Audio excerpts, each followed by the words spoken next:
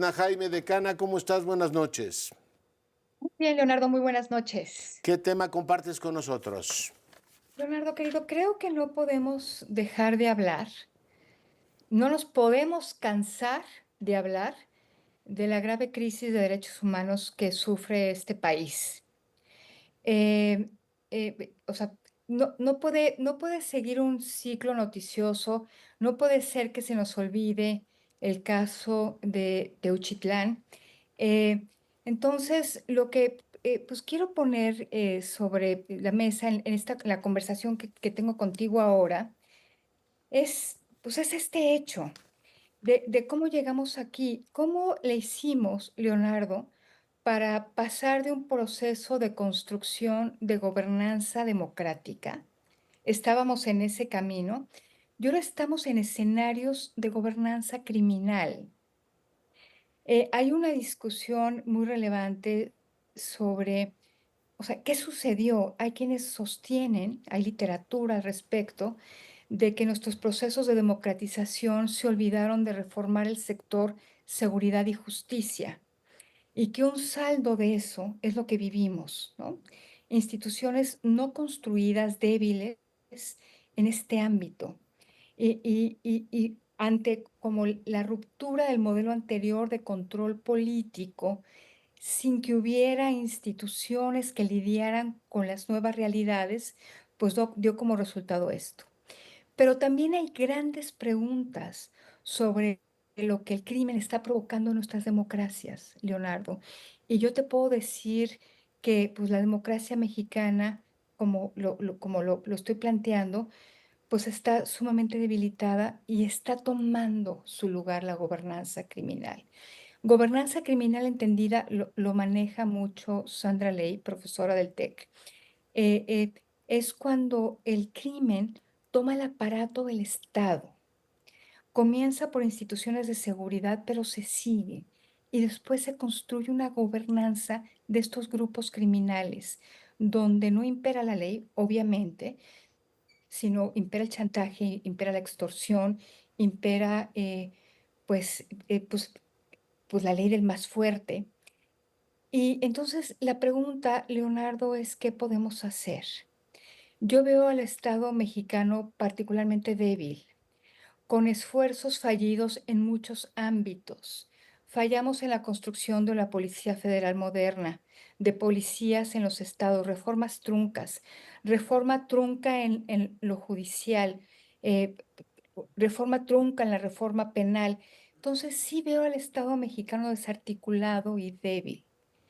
No veo una coalición de actores dispuestos a trabajar en este tema, Leonardo.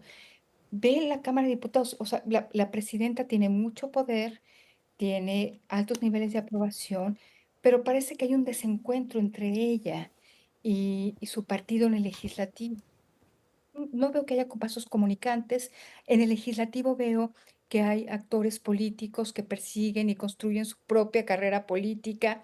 Veo a Morena pues guiada más por estas ambiciones individuales que por un proyecto de reconstrucción institucional para el país. Entonces, en ese sentido veo a la presidenta un poco sola. Entonces, ¿qué alternativas tenemos, Leonardo? O sea, sí creo que estamos en una situación muy difícil y creo que hay que construir coaliciones, Mm. a lo mejor coaliciones no previstas, un poco insólitas, un poco no tradicionales, donde pues estén jugando actores de distinta origen. Mira, en algunos procesos de pacificación en el país ya hemos visto actuar. Es el gobierno con grupos de empresarios, con grupos de sociedad civil, en algunos casos víctimas. Entonces, sí necesitamos articular como estas redes que puedan pues, superar la coyuntura donde la política no está siendo un instrumento para generar política pública que sirva, donde las instituciones están débiles, entonces hay que activar otros mecanismos. Mm. Entonces, Leonardo, sí creo que hay que pues, replantearnos o plantearnos más bien Sí. cómo podemos construir pues, estas coaliciones donde se pueda dar respuesta a problemas tan profundos, a problemas graves de derechos humanos que sí demandan mecanismos extraordinarios. Tienes toda la razón. Y cuando hablas de gobernanza criminal, hoy veo al gobierno enredado. Además, veo a la presidenta ya incómoda con el tema. Hoy habló contra Javier Lozano, se lanzó contra Raimundo Rivapalacio, ¿no? Y dice, bueno, ¿qué tendrá que la presidenta estar sacando esos temas o nombres de ciudadanos concretos que hacen pues su trabajo por mil razones con el asunto este de si había o no crematorios? Puede que no haya crematorios, pero lo que hay en la lógica esta de la gobernanza criminal, un grupo criminal que reclutaba muchachos, los ponía a marchar y esporádicamente los mataba si salían del orden. Esas son funciones exclusivas de un Estado. No hay leva, en este caso criminal autorizada, solo el Estado puede hacer esas funciones y los suplantaron. A lo mejor no hay hornos crematorios, pero todo lo demás es una suplantación de una función que en principio, Edna, debería ser indelegable. Y Leonardo, pues muchos de nuestra clase política está extraviada.